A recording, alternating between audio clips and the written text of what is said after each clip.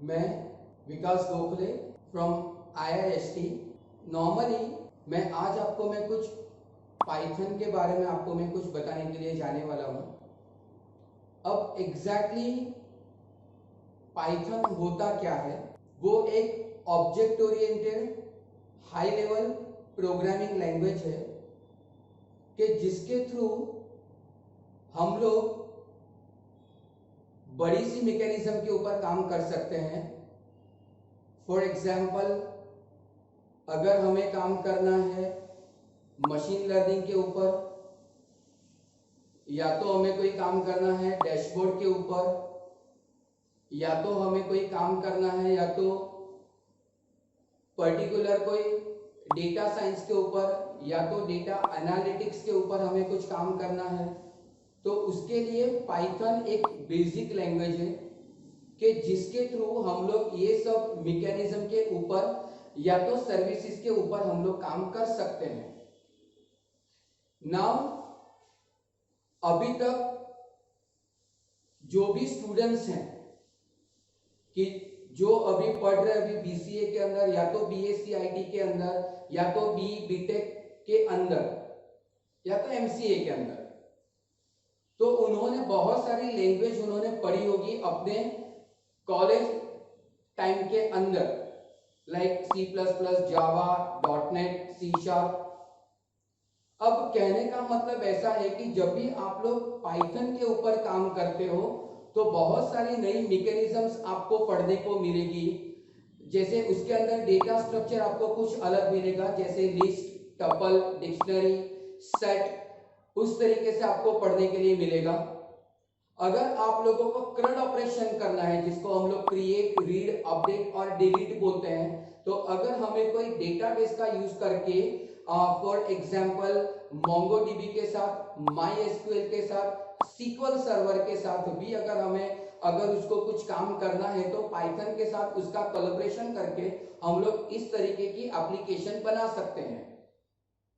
अगर हमें data science के साथ काम करना है, या तो हमें ऐसा कोई एल्गोरिथम या तो लॉजिक के साथ काम करना है, तो हम लोग बैकएंड के अंदर पाइथन का लॉजिक का यूज करके हम लोग कर सकते हैं। अगर मैं आप लोगों को थोड़ा एडवांस लेवल पे अगर मैं लेके जाऊं तो शायद आप लोगों ने नाम सुना होगा डैशबोर्ड। जैसे मैंने पहले आप लोगों को मैंने कुछ बताया, तो एग्जैक्टली डैशबोर्ड क्या होता है कि जहां से हमें पता चलता है कि कंपनी का एग्जैक्टली करंट वे के ऊपर उसका क्या पोजीशन है।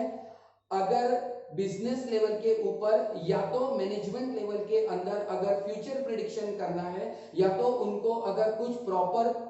प्रोडक्ट्स के बारे में अगर कुछ जानना है, या तो उनके टीम के लेवल पे अगर कुछ जानना है, तो हम ये भी कर सकते हैं पाइथन के थ्रू। लेकिन उसके लिए एक फ्रेमवर्क आता है जिसको डैश बोला जाता है, तो उसके थ्रू भी अगर आपको काम करना है तो आप लोग डैशबोर्ड बना सकते हो। और लास्ट में अगर आप लोगों को मैं बोलना मैं चाहूंगा कि कई बार नॉर्मली हम लोग ऐसा भी सोचते हैं कि पाइथन के साथ अगर काम कर दें तो उसकी हम लोग एंड्रॉयड ऐप बना सकते हैं क्या। तो अगर इस तरीके से भी अगर आप लोगों को काम करना है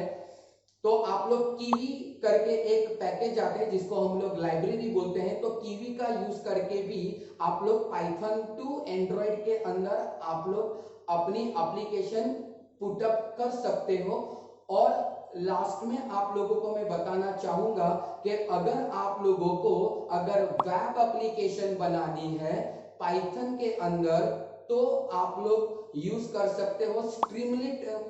फंक्शनैलिटी का, कि जिसके थ्रू आप लोग स्ट्रीमलिट का और पाइथन का यूज करके आप लोग अपनी एप्लीकेशन बना सकते हो। और अगर उसे हीरोको नाम का एक वेब सर्वर आता है, अगर उसके ऊपर भी आपको अपना एप्लीकेशन को अगर रखनी है फ्री के अंदर, तो वो भी आप लोग रख सकते हो। तो ये मैंने आप लोगों को बताया पाइथन के रिलेटेड जो मैकेनिज्म है, जो उसकी जो एडवांसिबिलिटी है वो, क्योंकि nowadays Python, data science, machine learning, IoT ये अभी बहुत इंपॉर्टेंट मैकेनिज्म है